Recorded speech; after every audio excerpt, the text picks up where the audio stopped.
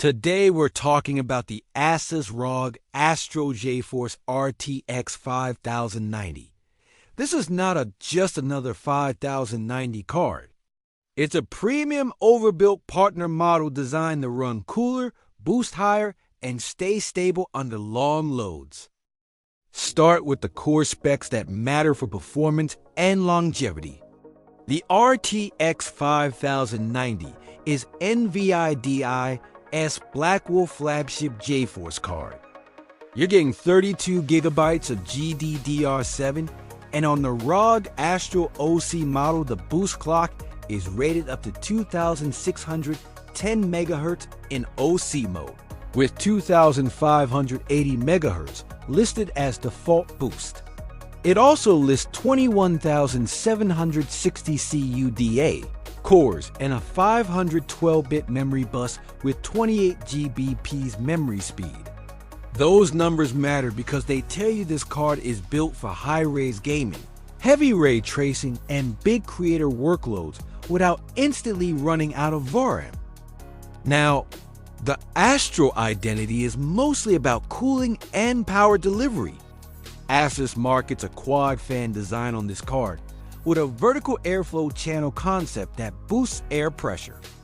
The short version is simple: more controlled airflow, better hotspot control, and more consistent clocks.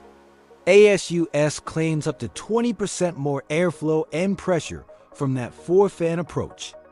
In real use, the entire goal is to keep the GPU from hitting thermal walls that force clock drops. Power delivery is the second big piece. ASUS positions Astral as having premium power delivery, 80 AMPM OSFETs, and more headroom. Why should you care as a gamer? Because higher quality VRM and cleaner power can mean fewer random stability issues at high load and less thermal stress over time. Outputs are what you'd expect for a modern flagship. Common retail listings show 2 HDMI ports plus 3 DisplayPort outputs, built for high refresh 1440p, 4K, and the new wave of 4000 high-AG monitors. That matters because the 5090 is often used with multiple displays or capture workflows. Now let's talk about the elephant in the room: power.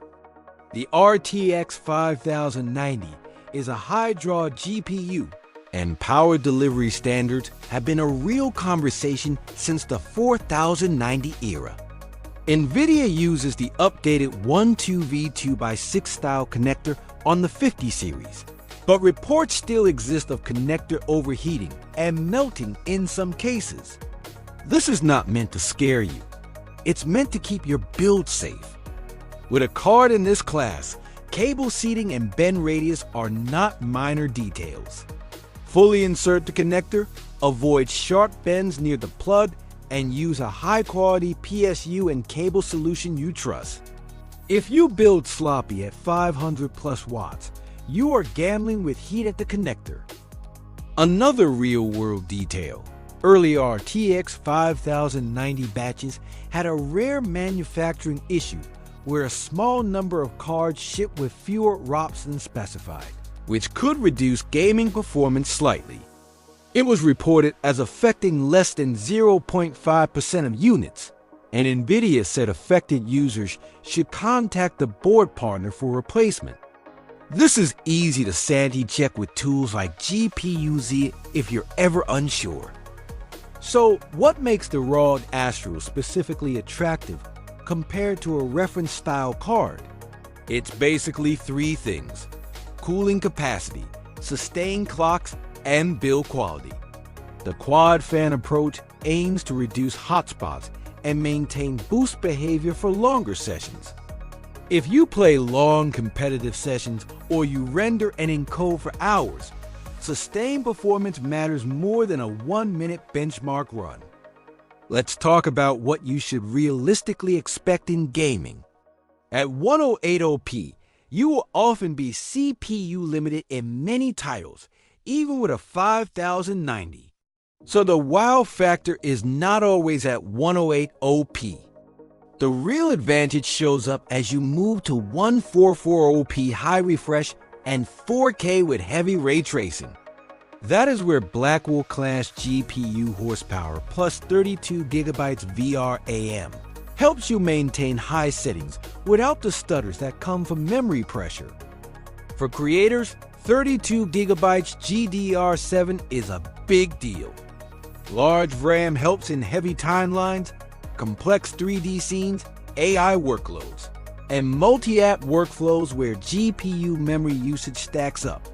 Even if you only game, modern games are already pushing VRAM harder than people expect, especially with high-risk textures and RT. Now, you should also understand the trade-offs with an ultra-premium card like this. Cards with bigger coolers and more fans can be physically large and heavy. That means you need the right case clearance and often a GPU support bracket to prevent sag. Also, a more aggressive cooling design to be great thermally, but you still want to tune fan behavior to match your noise tolerance. A powerful cooler gives you options. Lower tone at the same noise or lower noise at the same time. If you're considering buying the ROG Astral RTX 5090, here's the checklist that saves people from regrets. First, PSU. Do not cheap out. You want a high-quality unit with enough headroom and proper cable routing for the GPU connector. Second, case airflow. A flagship GPU cannot breathe in a glass box with no intake. Third, monitor match. This card makes sense if your monitor is 144p high refresh or 4K, especially if you care about ray tracing. Fourth, workload. If you do heavy creation, the VRAM alone can justify it. Here's my honest summary. The ROG Astral RTX 5090 is a premium 5090 designed to sustain performance through better cooling and stronger power delivery. It's for people who want top-end performance, better thermals, and a more overbuilt card than baseline models. But you must build it correctly, especially with power and airflow, because this class of GPU punishes sloppy setups. If you tell me your CPU, PSU model, case and monitor resolution, and refresh rate, I'll tell you if this card is a smart buy for your exact build, or if you should spend less and balance the system better.